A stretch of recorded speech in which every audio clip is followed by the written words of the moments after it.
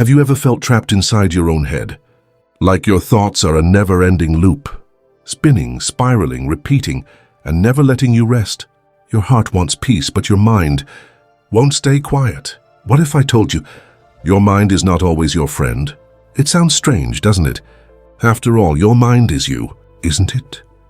But here's the truth most people never realize.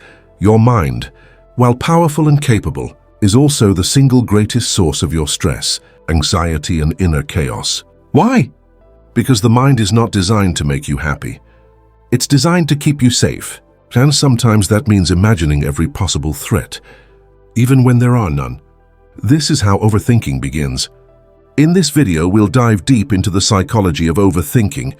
We'll uncover why our mind creates imaginary problems, how it tricks us into anxiety loops, and most importantly, how to break free from it. Because once you learn how to step back from your thoughts, you begin to realize something powerful. You are not your mind, and peace is possible. So, what exactly is overthinking? It's more than just thinking too much. Overthinking is the act of analyzing, reanalyzing, and obsessing over a thought, situation, or decision far beyond its actual importance. It's the mental loop that refuses to let go, even when there's nothing more to figure out. It's when your thoughts stop helping you and start hurting you. You may not realize it's happening because it often feels like you're just trying to be careful, responsible, or prepared. But look closer. Overthinking shows up in many forms. Replaying conversations in your mind, wondering what you should have said, imagining worst-case scenarios, even when everything is going fine, doubting your every decision, then doubting the doubt, trying to predict or control the future by mentally rehearsing every possibility. And while all of this might feel productive, it rarely is. Because overthinking doesn't solve problems, it creates them. Overthinking is the art of creating problems that weren't even there. Research shows that chronic overthinking is directly linked to increased anxiety, stress, and even depression. It drains your mental energy, affects your sleep, lowers your confidence, and steals your peace. It convinces you that you're being cautious, when really you're just stuck. Here's something most people never realize. Your brain is not wired for happiness. It's wired for survival. From the beginning of time, its main job has been to keep you alive, not to keep you calm, peaceful, or joyful. That means your mind is constantly scanning the world around you for threats, whether they're real or imagined. When you're not actively focused on something, your brain switches into what's called the default mode network, a part of the brain responsible for wandering thoughts. It often drifts to regrets from the past or fears about the future. And while that sounds harmless, it's not, because the mind starts building stories, false narratives, assumptions, what-if scenarios. What if they're judging me? What if I fail again? What if something goes wrong?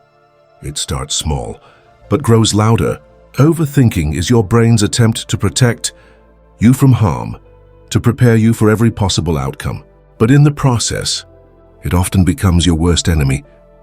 You think you're preparing to avoid failure, but you're actually emotionally rehearsing it. You think you're being responsible, but you're actually becoming paralyzed by imagined danger.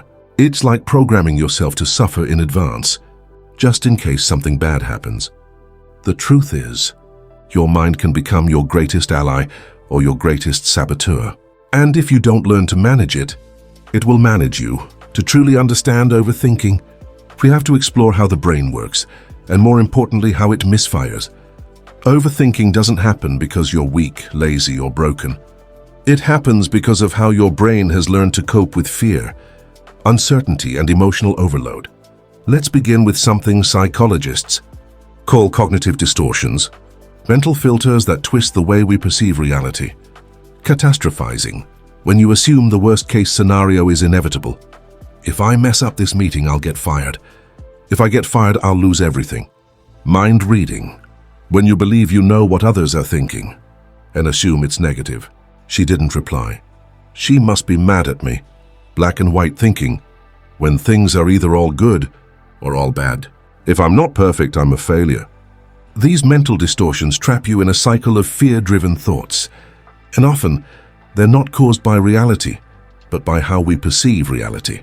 Overthinking is especially common in people with low self-esteem, who second-guess their worth or decisions.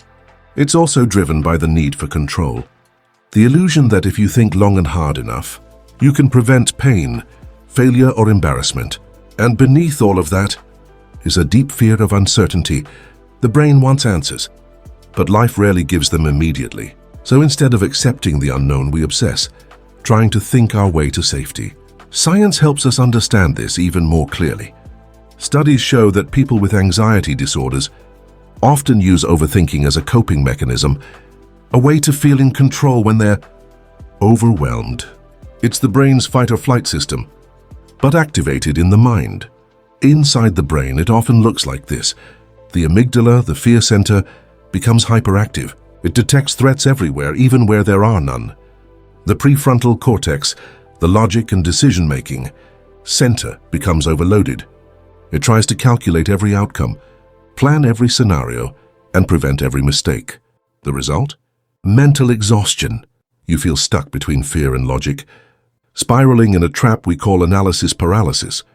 You can't act. You can't decide.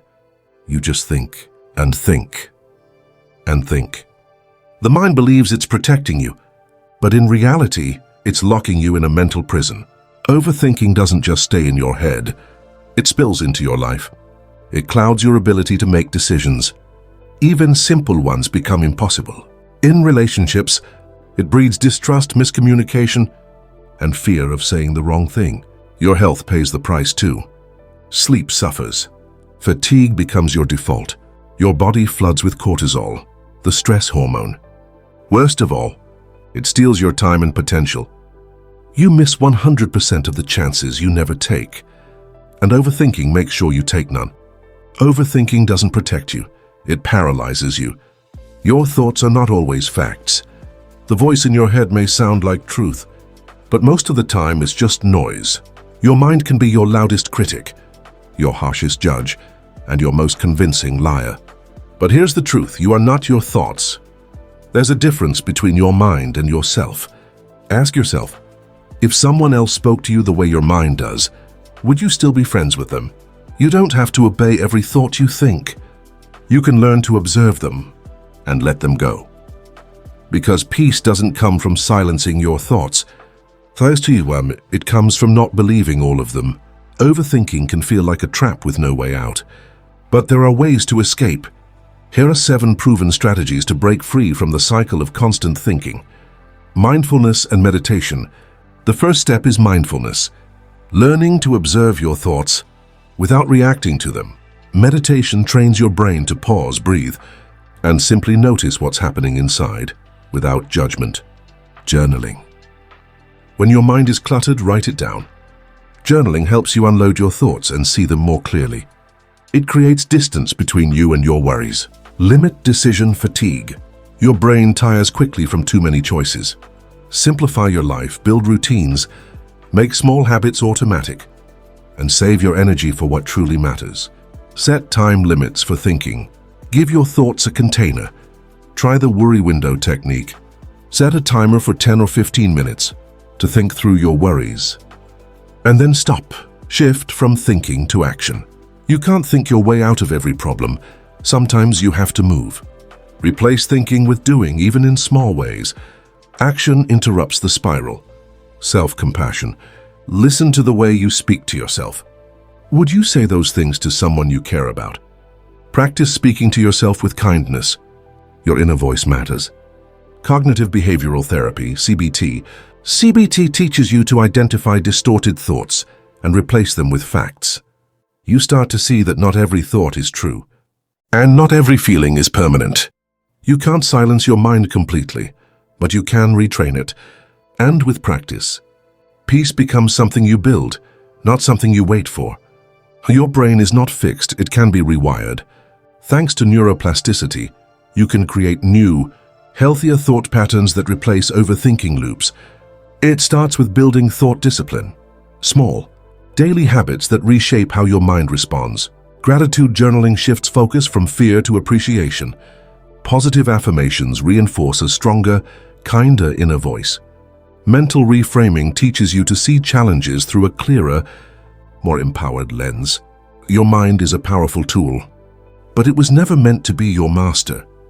You can take control, not by fighting every thought, but by training your brain to think differently. Overthinking is a habit, not a life sentence.